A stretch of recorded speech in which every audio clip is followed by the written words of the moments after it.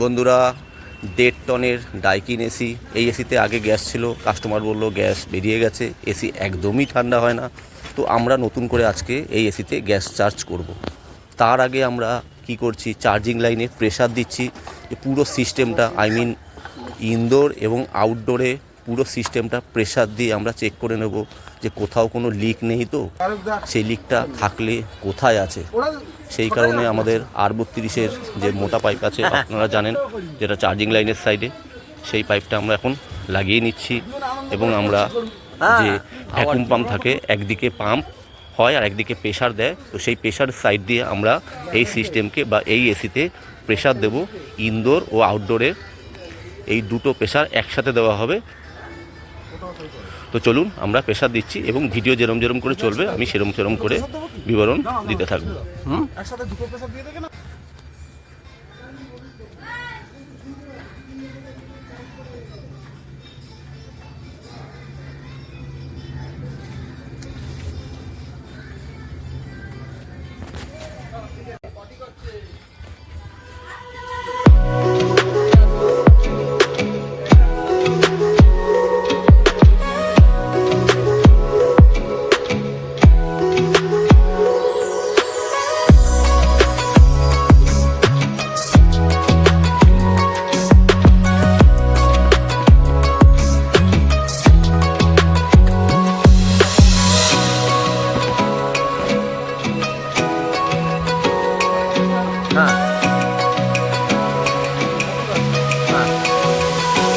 Freezer আছে।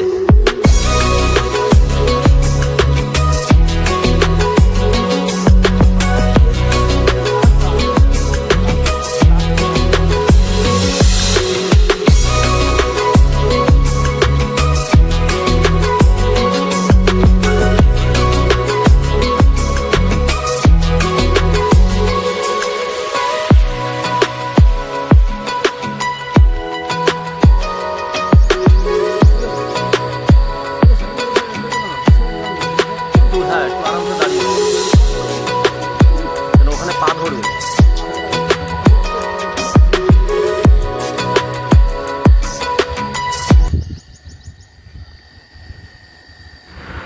Pressure দেওয়া হচ্ছে, দেখতে পাচ্ছেন। তো এই প্রেশারটা ভালো করে দিলেই পুরো সিস্টেমে ইনডোর এবং আউটডোরে চাপ পড়বে। কোথাও লিকেজ থাকলে আমরা সেটা জানতে পেরে যাব। আমরা প্রেশারটা যখনই হোল্ড করব, যদি কোথাও লিক থাকে তাহলে সেই প্রেশারটা থাকবে না, অটোমেটিক্যালি কাটা নেমে যাবে। তখনই আমরা বুঝতে পারবো কোথাও না কোথাও লিক আছে। তো সেই প্রেশার দেওয়াই চলছে। আপনারা ভিডিওর মাধ্যমে যারা বুঝতে পারছেন, খুব ভালো। এবং এখানে আমরা 500 PSI মানে 500 প্রেশার দিচ্ছি। প্রেশারটাই হেভি জিনিস। হ্যাঁ, লিক খোঁজার জন্য প্রেশার হচ্ছে সবচেয়ে।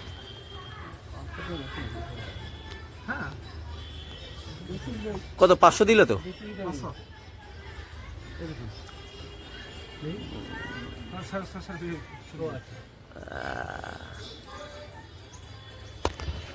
ডিসচার্জের পেছনে দাও, পেছনে ডিসচার্জটা, ওইটা উপরেরটা, সরু পাইপটা, সরু পাইপ হাত দিচ্ছে, ধরো। আর দিতে হবে না, আর দিতে হবে না, অত দিতে হবে না।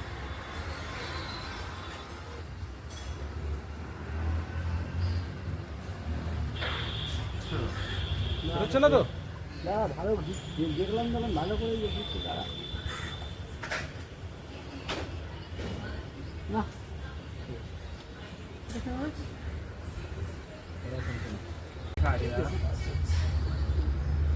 ছবি তুল না, ছবি তুলে বড় করে দেখ, কোন জায়গায় ছবি তুলে না, জলটা ফেলে দিবি না, জল কথা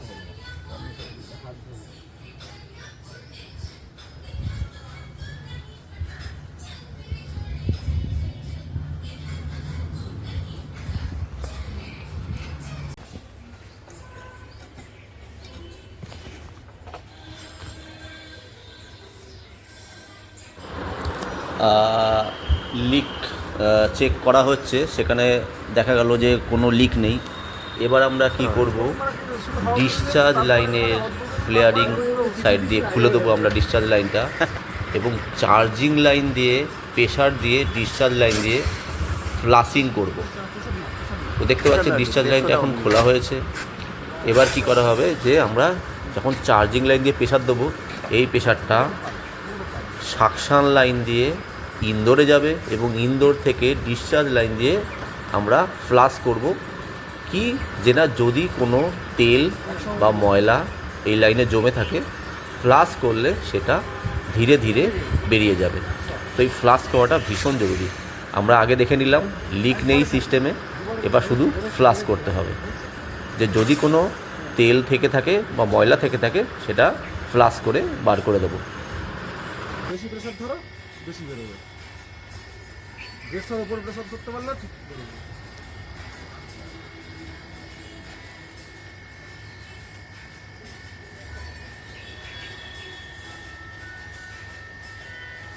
কত হয়েছে? 90 হয়েছে, এই 100 হলো। কত হয়েছে? 120।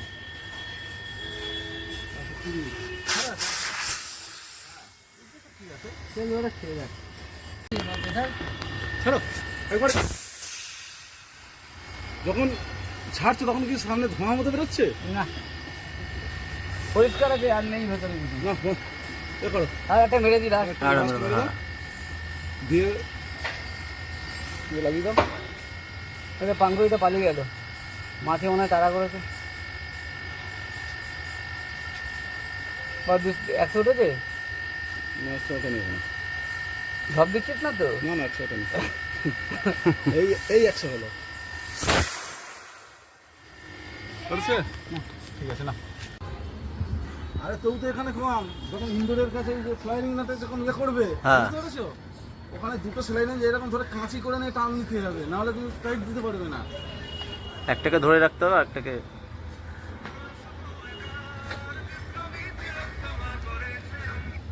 হ্যাঁ বল।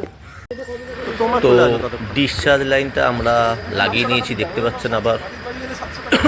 এবং ডিসচার্জ লাইনটা লাগানোর পরে 150 প্রেশার দেওয়া হয়েছে, যে যদি আবার ওই ডিসচার্জ লাইনটা যে লাগিয়েছি ওখান থেকে যাতে কোনো লিক না করে, যদি করে তাহলে আমরা বুঝতে পেরে যাব। তো তার জন্য আমরা আবার 150 প্রেশার দিচ্ছি। 150-200 মোটামুটি প্রেশার দিয়ে সেটা চেক করা যেতে পারে।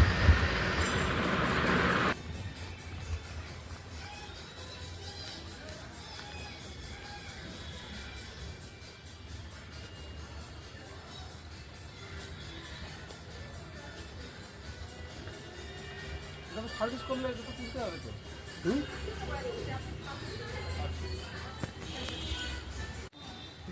এগুলোতে এখন আর প্রয়োজন নেই। এবার সবই ঠিক আছে, এবার আমরা ভ্যাকিউম করব। তো ভ্যাকিউম আমরা জানি মোটামুটি 30 মিনিট থেকে 40 মিনিট ভ্যাকিউম। যত ভ্যাকিউমটা ভালো হবে তত ভেতরের হাওয়া তো বেরোবেই, ময়েশ্চার সমস্ত কিছু বেরিয়ে যাবে। তো ভ্যাকিউম এবং ময়েশ্চার বার করার জন্য এখন আমরা ভ্যাকিউম করব। কেটে দিয়ে যাবো। ভ্যাকুমে থাকবে। ও আচ্ছা আচ্ছা, হ্যাঁ হ্যাঁ হ্যাঁ হ্যাঁ, আধ ঘন্টা ঠিক ঠিক অন্তত ঠিক, ভ্যাকুম রাখতে হবে তো। হ্যাঁ হ্যাঁ হ্যাঁ হ্যাঁ সেই 8 ঘন্টা টাইমে আমরা গ্যাস নিয়ে চলে আসবো। হ্যাঁ হ্যাঁ হ্যাঁ।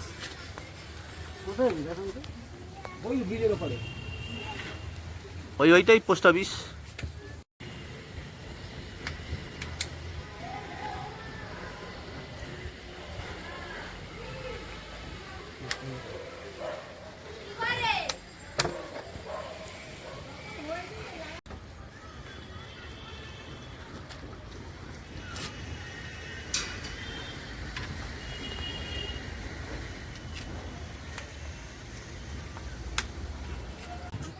তাহলে ভ্যাকুম করার পরে 40 মিনিট ওয়েটও করা হলো। এখন আগে